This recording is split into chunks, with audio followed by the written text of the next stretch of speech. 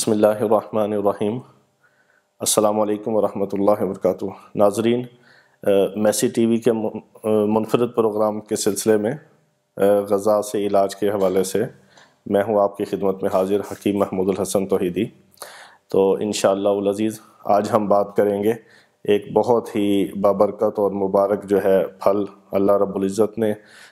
جس کا تذکرہ قرآن مقدس کے اندر فرمایا، میری مراد زیتون کے پھل سے ہے۔ تو زیتون کا پھل جو ہے یہ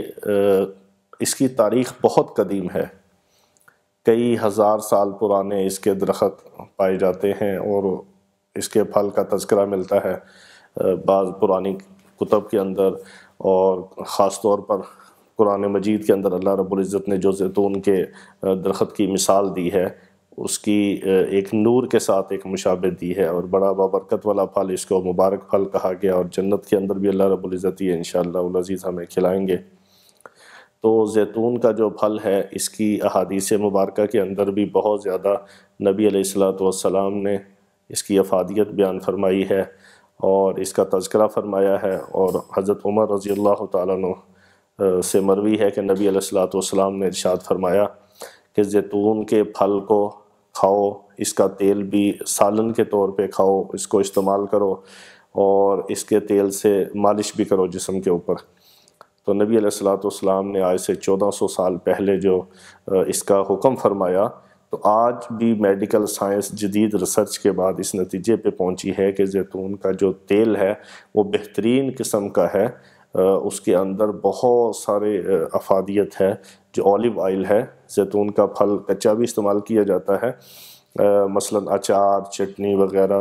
اس کے اندر سرکے کے ساتھ بھی اس کو پریزرو کر کے، اس کو محفوظ کر کے زیتون کے پھل کو کچا استعمال کیا جا سکتا ہے۔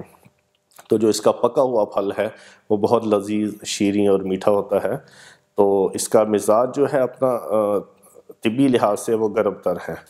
گرم تر مزاج جو ہے وہ انسان کا طبی مزاج ہے، یعنی ایک بیلنس اور معتدل مزاج، وہ گرم تر مزاج ہے انسان کا۔ جس طرح شہد کا مزاج بھی گرم تر ہے، کھجور کا مزاج بھی گرم تر ہے، اسی طرح اللہ رب العزت نے جو زیتون کے پھل کو پیدا فرمایا تو اس کا بھی طبی مزاج انسان کے مطابق اس کو پیدا فرمایا،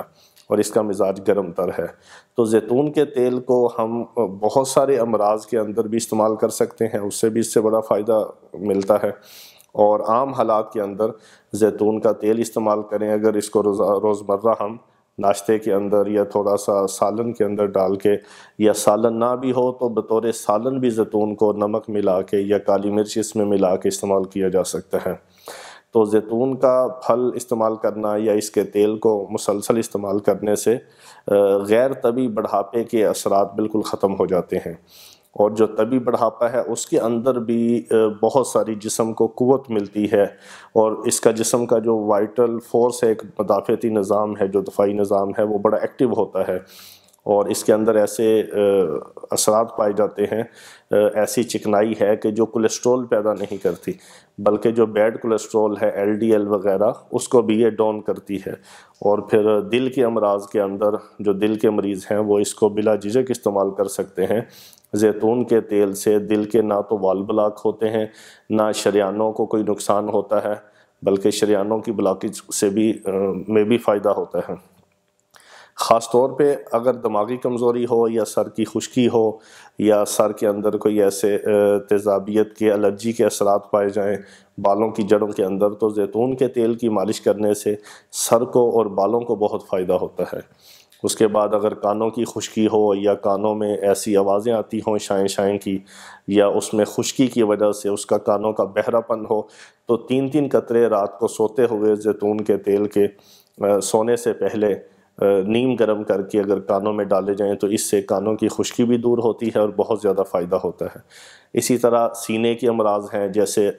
بلغم کا بہت زیادہ پیدا ہونا، یا نمونیا ہو جانا، یا سردی لگ جانا، یا کھانسی، ریشہ، بلغم کے جو اثرات ہوتے ہیں تو پھیپھڑوں میں انفیکشن ہو جاتا ہے۔ تو اس پھیپھڑوں کے انفیکشن میں اور سینے کے امراض میں بھی زیتون کے تیل کو اگر نیم گرم کر کے رات کو مالش کر کے اور گرم کپڑا پہن کے سویا جائے تو اس سے بہت فائدہ ہوتا ہے۔ اور پھر شہد ملا کے زیتون کے تیل کے اندر تو اس کو نیم گرم پانی میں ڈال کے اگر پیا جائے رات کو سوتے ہوئے تو اس سے سینے کے امراض میں بھی بہت فائدہ ہوتا ہے۔ اسی طرح دل کے مریض جو ہیں وہ اس کو استعمال کرتے ہیں، اس سے بہت فائدہ ہوتا ہے۔ اور جو پیپٹک السر ہوتا ہے یا غذا کی نالی کے اندر جو سوزش ہوتی ہے یا اس کا السر ہوتا ہے، یا انتڑیوں کا لوبریکیشن سسٹم جو ڈسٹرب ہوتا ہے جس سے پھر قبض کانسٹیپیشن ہوتی ہے، تو قبض کے اندر، انتڑیوں کے السر کے اندر اور جو غذا والی نالی میں سوزش ہے، اس میں اگر مسلسل زیتون کے تیل کو سالن میں استعمال کیا جائے تو اس سے وہ بالکل ختم ہو جاتے ہیں اس کے اثرات سارے، اور زخم بھی بہتر ہو جاتا ہے۔ اسی طرح پتے کی پتھری جو ہے جس کو بائل ڈکٹ کہا جاتا ہے، تو اس میں جب صفرا جمع ہوتا ہے تو اس میں چھوٹے چھوٹے جو اس کے اثرات سامنے آتے ہیں وہ پتھری کی شکل میں پتے کی، تو پتے کی پتھری میں اگر زیتون کے تیل کو نیم گرم کر کے گرم دودھ میں استعمال کیا جائے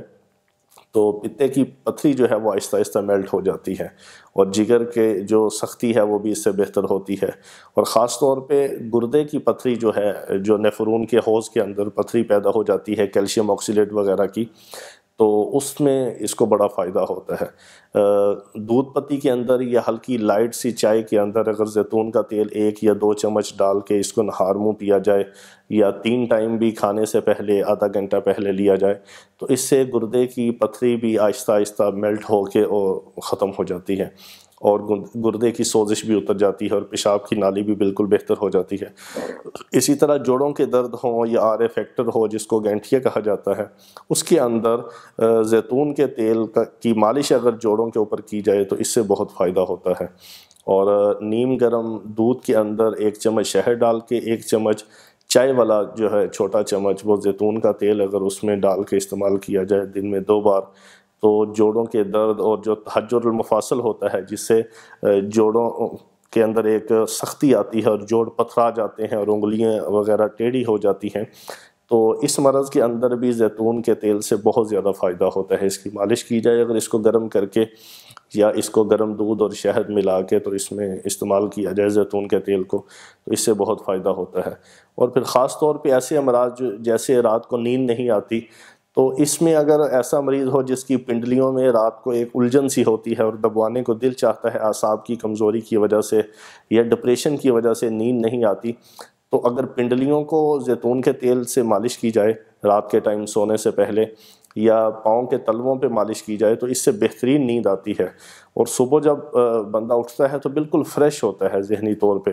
کیونکہ جو پاؤں کے تلووں کے اندر جو زیتون کے تیل کی مالش کی جاتی ہے تلووں کے اوپر، اس کا اثر ڈائریکٹ دماغ تک ہوتا ہے، اور پرسکون نیند آتی ہے اور بالکل بے چینی ختم ہو جاتی ہے، اور جس کو نیند نہ آنے کی شکایت ہو اس میں بھی الحمدللہ اس سے بہت بہتری آتی ہے زیتون کے تیل کی مالش کرنے سے۔ اسی طرح